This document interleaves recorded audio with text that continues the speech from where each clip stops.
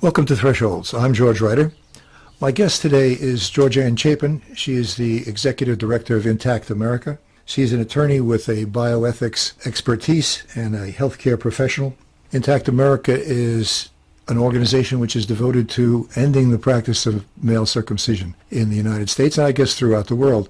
Georganne Chapin, welcome to Thresholds. Thank you so much, George, for having me on your program. I'm delighted. And the last time we were here, we had some interaction with the audience. We won't have a chance to do that today. But one of the things that became clear was the very strong stand that you take, and indeed I do as well, the ethical stand against doing a practice like this, which is harmful to a child. It violates their bodily integrity. They have no say in it. Basically doing harm to someone who has no say in it whatsoever, and that this is unethical, immoral. The Green Party of Texas agrees. It has in its platform a plank calling for education around this issue, that the state has a duty to protect children from unnecessary harm, which transcends whatever sentiments their caretakers might have that think this is a good idea. But what I want to talk about today is the medical issues around circumcision. For those of us who were not circumcised for religious reasons, I was, but many are not. There's this belief that somehow circumcision is a medically useful prophylaxis, preventing things happening in the future that you wouldn't want to happen. What's the latest thinking about that, Georganne? Well, thank you for asking that question. It's interesting because one thing that people in the United States don't commonly understand is that circumcision's history in American medicine started with the idea in the mid-19th century and that it would be a valuable way of stopping masturbation, which was considered to be this terrible thing that dissipated the male energies and so circumcision as a way of causing pain to the genitals was envisioned as the cure or the prevention to keep boys from masturbating. Of course, we think that's funny now, but some of the things that circumcision has been proposed as curing or preventing over the years are equally silly. There were doctors that said that it could prevent or cure tuberculosis and hip dysplasia. And so the medical claims for circumcision have always been bogus, frankly. But yet, because it is such a part of American medicine now, nobody wants to really believe that it's medically useless, as I believe you just said, but it is. And another thing that Americans are constantly under the misconception of is that it's a very common thing throughout the world, and it is common among Jews and Muslims, and other than that, it's not common anywhere except the United States, and a couple of countries in the United States imposed it as part of their military occupation or military colonialism. So South Korea and the Philippines have a lot of circumcision of young boys. But lately, it's become abundantly clear that even the medical organizations that have been kind of quietly promoting circumcision while refusing to say it's medically necessary, they've been talking about benefits versus risks and saying that the benefits outweigh the risks. This would be the American Academy of Pediatrics especially, have now started to waffle on that. They've always known it's not true, and they've known that circumcision is not something boys need to be healthy. But they've managed to promote it as a way of reducing, for example, urinary tract infections, and essentially have treated it as a harmless procedure. And now starting to seep into the mainstream pediatric literature that circumcision is not only not medically necessary, but that it's actually not medically beneficial, and that in fact it is harmful. At a minimum, it's very painful, and the pain is not manageable for infants, which this year, just in 2016, there have been a number of things, including... Georganne, just a moment. It's not manageable for infants because they don't give infants drugs that suppress pain, or because a child has really no way of dealing with the pain like that? Well, definitely, there are two parts of this. One is that, or maybe three. First is that people have asserted against what every human being knows, what every mother knows, that babies don't feel pain. Well, as I said, every mother knows that babies feel pain.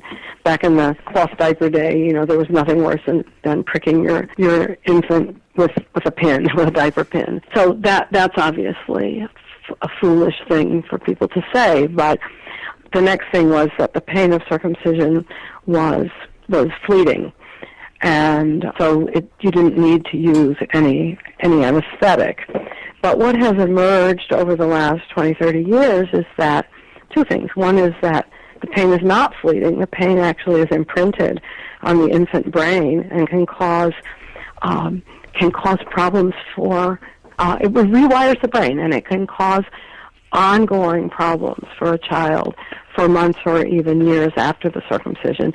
And the final part of this is that no anesthetic is adequate to control the pain of circumcision. And the reason for that is you can't use a general anesthetic general anesthesia for an infant. It's very unsafe, very dangerous. And the other methods, the local anesthetics and the nerve blocks, are simply not effective. Not to mention the sugar pacifiers that some people insist on saying can help to control pain. So you can't, but yes, babies feel pain. Yes, circumcision is painful. Yes, the pain from circumcision can cause long-lasting effects, and no, you cannot successfully control it with any available methods. In essence, the safer the method of anesthesia, the less effective it is. And this has all come to a head now in the early this year. There was a publication of a committee, two committees of the AAP, the Committee on Fetus and Newborn and the section on anesthesiology and pain medicine, and it was in pediatrics, published in the official journal of the American Academy of Pediatrics, and it talked about painful procedures on newborns and how dangerous they are and how the effects of pain last, and it recommended that doctors and hospitals minimize the number of painful procedures. So with the case of circumcision, and it was one of the procedures mentioned, given that it's totally medically unnecessary, it should simply not be done. Babies should not be circumcised, along with all the other ethical reasons that we know.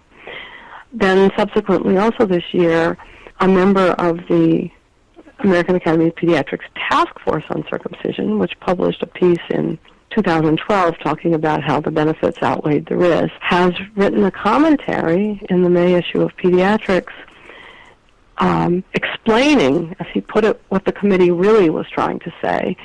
And it's a remarkable piece. His name is Andrew Friedman. He's a pediatric urologist.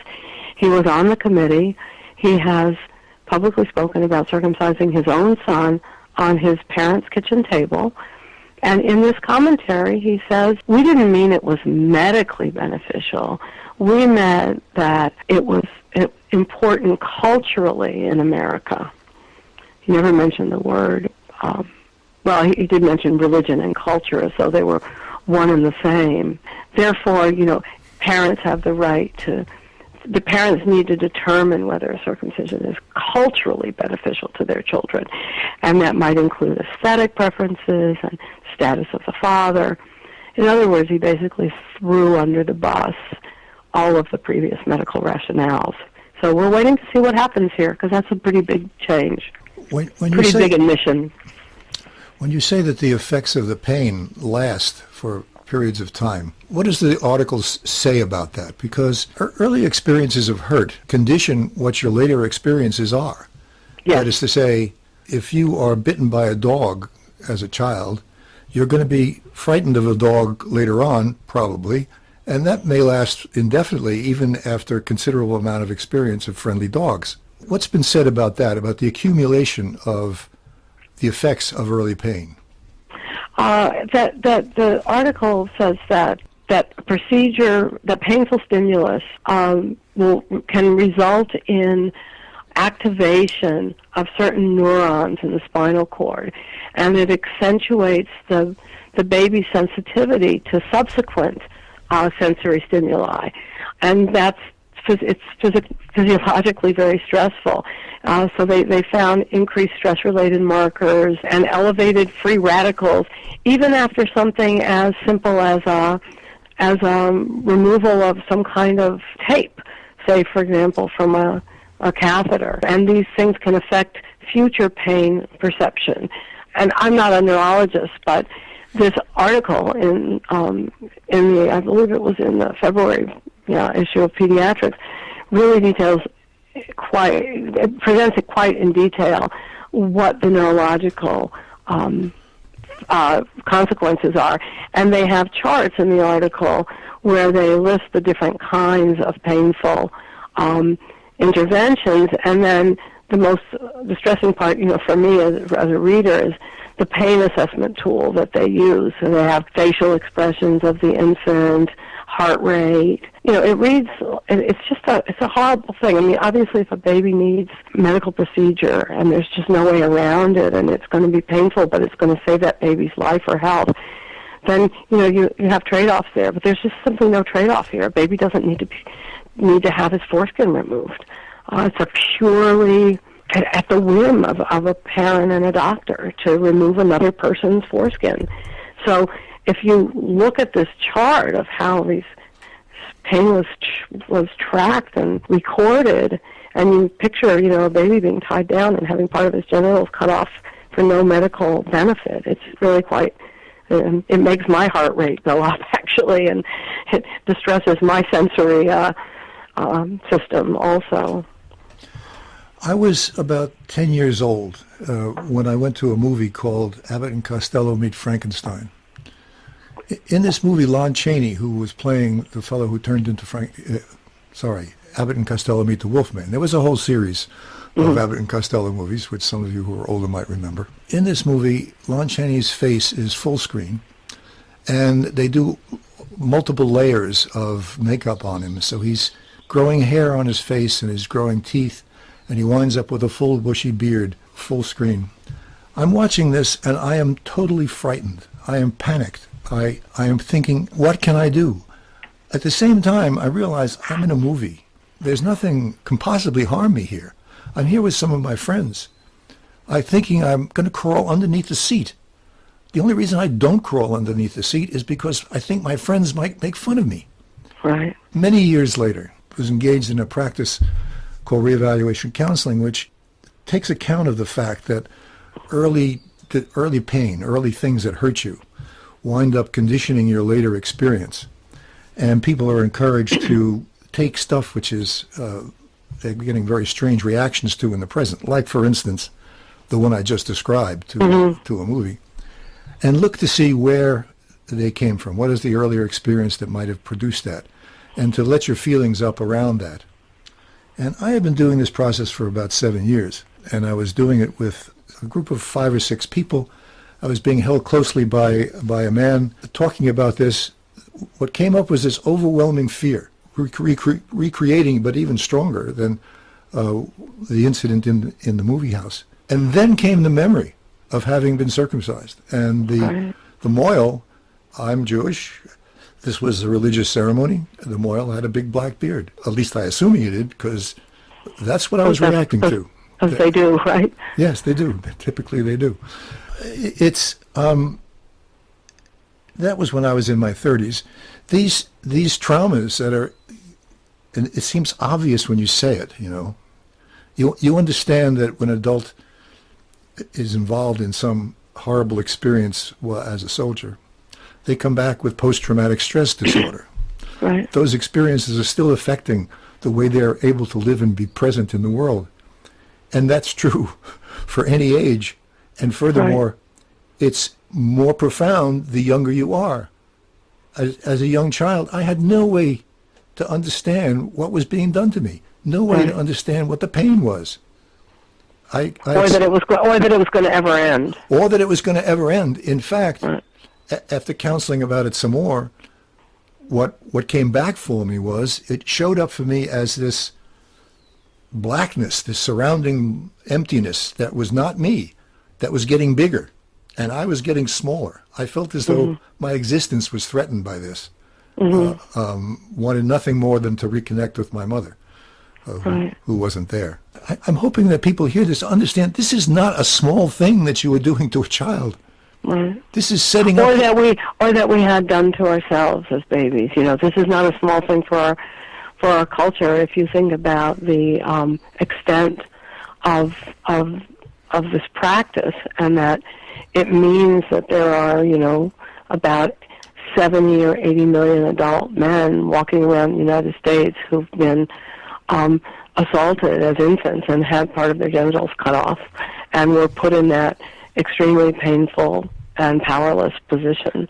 And we would have no trouble believing the significance of your account if we were talking to a woman or a girl about an early experience like that, but we tend to dismiss it for this very common procedure, and we tend to dismiss it in males much more quickly than we would dismiss it in girls.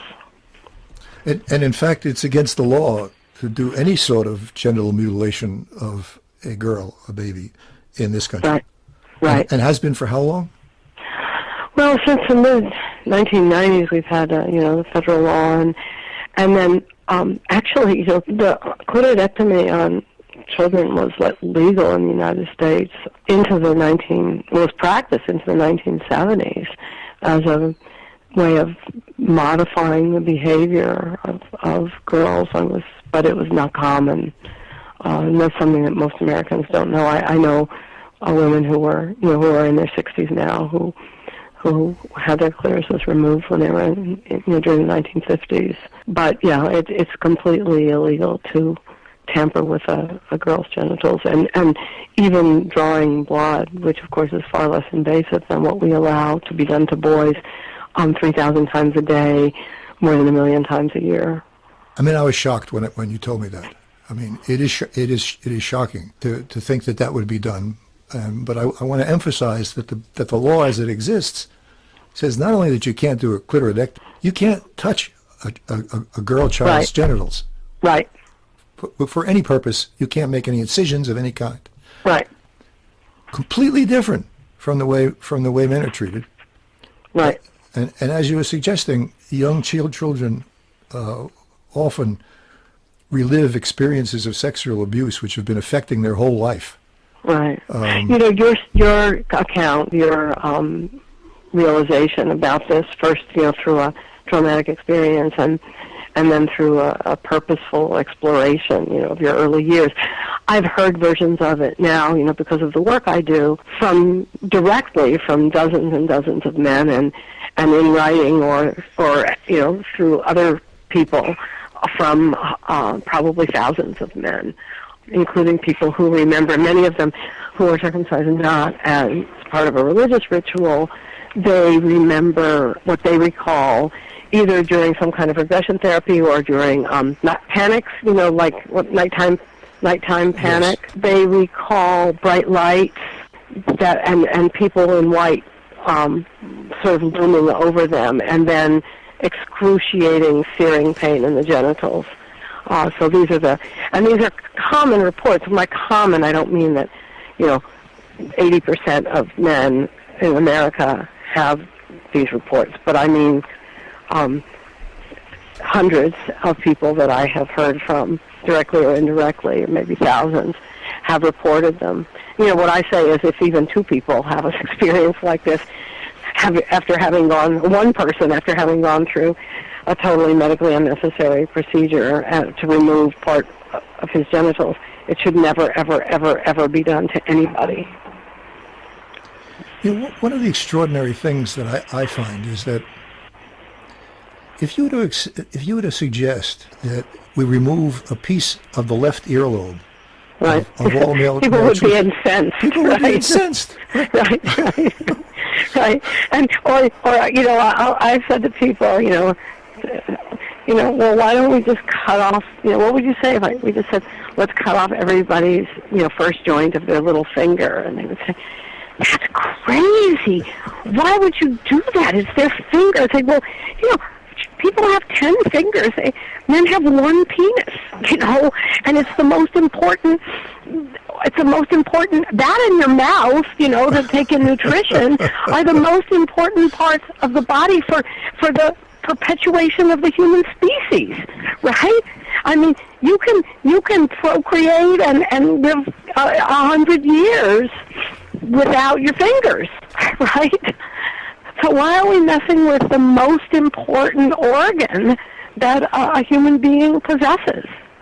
It's so. And once you start thinking about it this way, this is why we're changing. Inject America, which, by the way, we have a wonderful Facebook page, and Our website is intactamerica.org.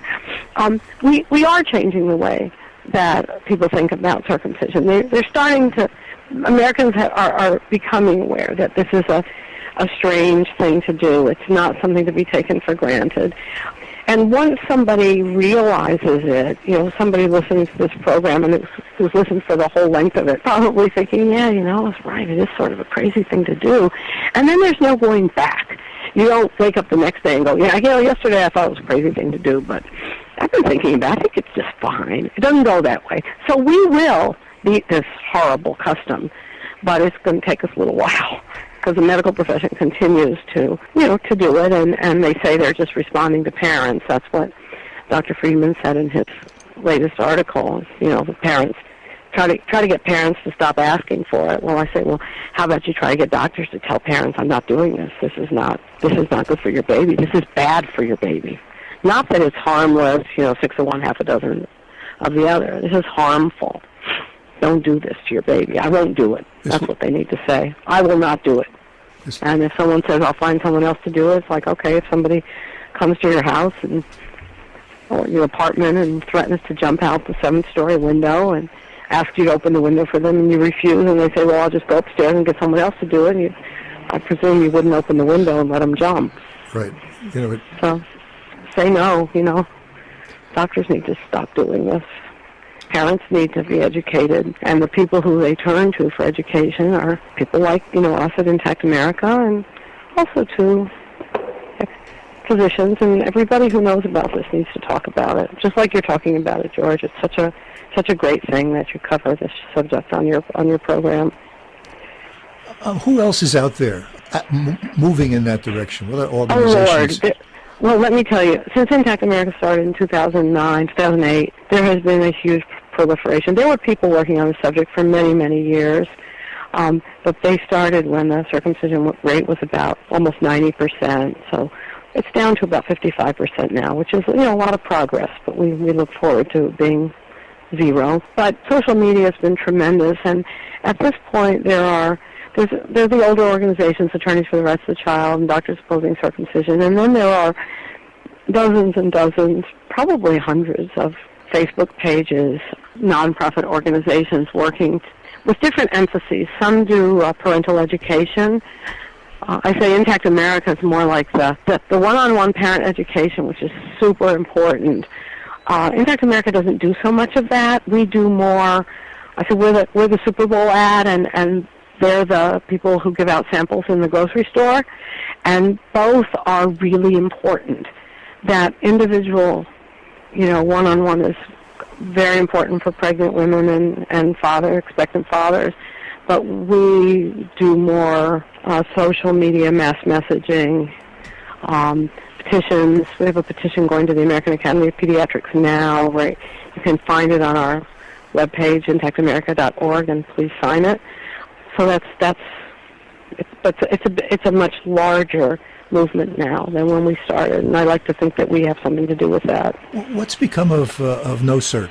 NoCirc is Marilyn Milos, the founder of NoCirc, is well and working as hard as ever on this issue, but she has recently, I'm glad you asked, changed the name of NoCirc to Genital Autonomy America.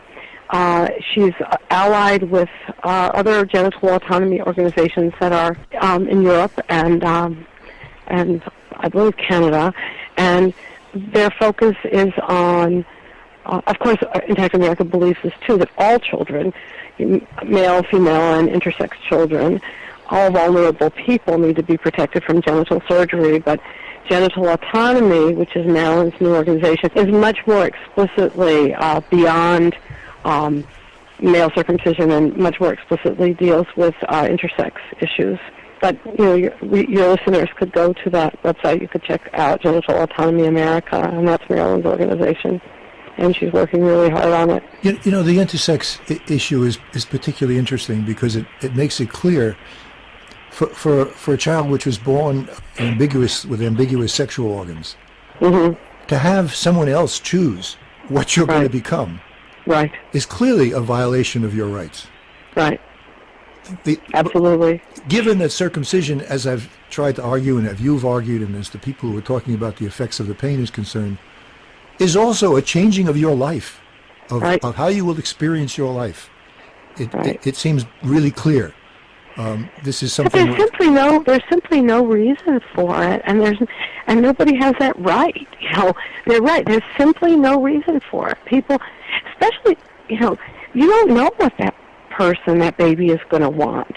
You don't know how they're going to see themselves. You don't know what sex life they're going to want to have. And to presume that you can carve that into somebody else's body is really quite strange if you think about it. It would be like cutting off your child's leg because there's a possibility that he might have that body image thing where you really hate your left leg or something. I mean, yeah, he might, but let him cut off his own leg when he figures out that's what's going on. There's just simply no reason to alter the body without medical necessity, right? I mean, if a child can't urinate or a child, then you might have to intervene. But if a child is functioning perfectly normally, there's absolutely no downside with letting that child make his or her or their, if we're talking about somebody who's truly intersex, let them make their choices. And leave them with a penis which has evolved over hundreds of thousands of years to be the way it is. Right. Every primate, every mammal has a foreskin. Every primate has a foreskin. I mean, if you want to think about what's weird, I'm a pet lover. I'm an animal lover, and imagine, a circumcised dog and how, hideous that would be, and how strange that would look. And the only reason we don't think a circumcised boy is strange looking is because we got used to it. But it's not okay. I mean, foreskin's there for a reason. And we're going to have to close on that note. Georganne Chapin, Executive Director of Intact America. You can get it on the Intact America website. You can make further contact with this movement. Thanks for being with us here on Threshold. Thank you very much, George, and thanks to your listeners. We'll be back next week, John McNamara and I, with Thresholds. Till then, take care and have fun.